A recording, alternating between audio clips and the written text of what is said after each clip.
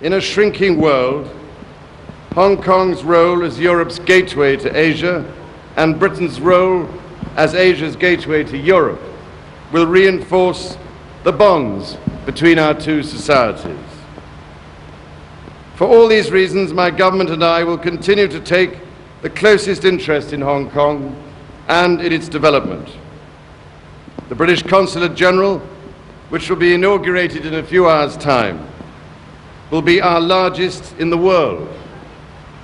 The Sino-British Joint Liaison Group will continue for another 2.5 years to discuss matters concerning the implementation of the Sino-British Joint Declaration.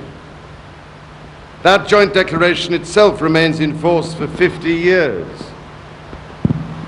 For many years to come, the Hong Kong connection will command our attention. Hong Kong now faces its transition to Chinese sovereignty in excellent condition, prosperous, stable, and dynamic. Unprecedented though this moment in history may be, we have the utmost confidence in the abilities and resilience of the Hong Kong people. Britain learnt long ago that Hong Kong people know best what is good for Hong Kong. We have no doubt that Hong Kong people can run Hong Kong, as the Joint Declaration promises, and that faithful implementation of the Joint Declaration is the key to Hong Kong's continued success. The eyes of the world are on Hong Kong today. I wish you all a successful transition and a prosperous and peaceful future.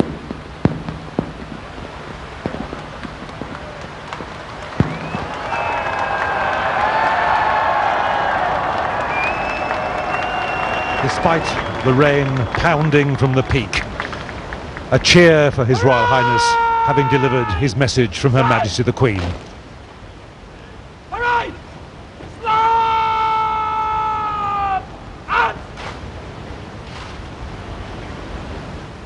I'd written that speech in one go and I hardly changed a word.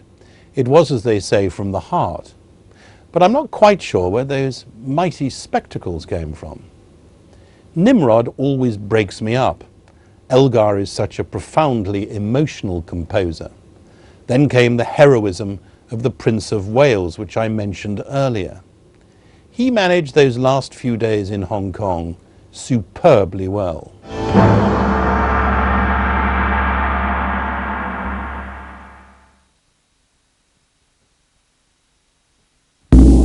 Once upon a time, there was a land where the sun was sacred. That land was Egypt.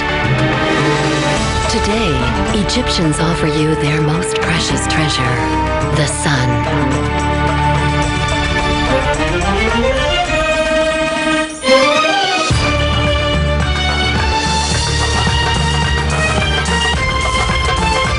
Nothing compares to Egypt.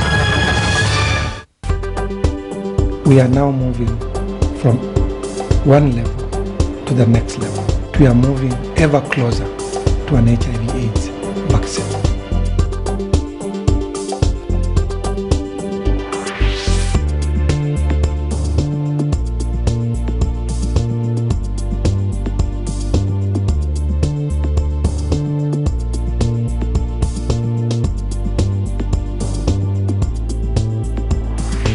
This week in Talking Movies, Brenda Blethyn playing a possessive mother who fears she's losing all that she holds dear, and Sir Ben Kingsley on the business of acting.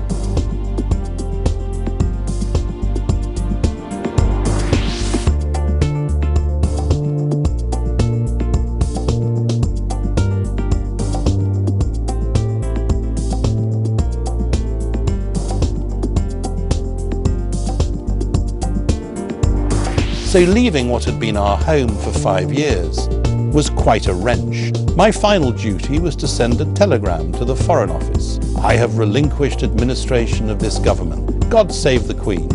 Patton. When we look at the happiest people, without exception, that means every single one we've looked at, have strong, supportive social relationships. That tells me something. This isn't a correlation. This is a perfect relationship.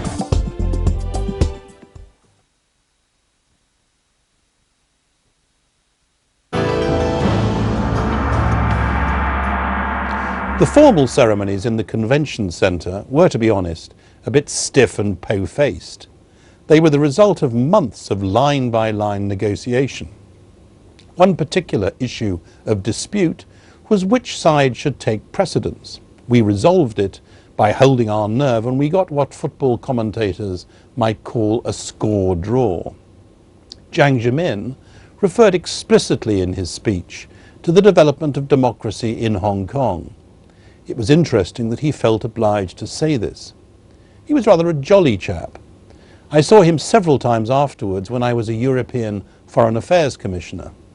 I was told then by the Chinese Foreign Minister, in about 2001, that after all the invective about me, one of the more repeatable remarks that I was a sinner condemned for 1,000 generations, after all that, the Chinese leadership apparently regarded me by the 2000s as a force for concord, not discord. So there you are, condemned for 1,000 generations, but earning early remission.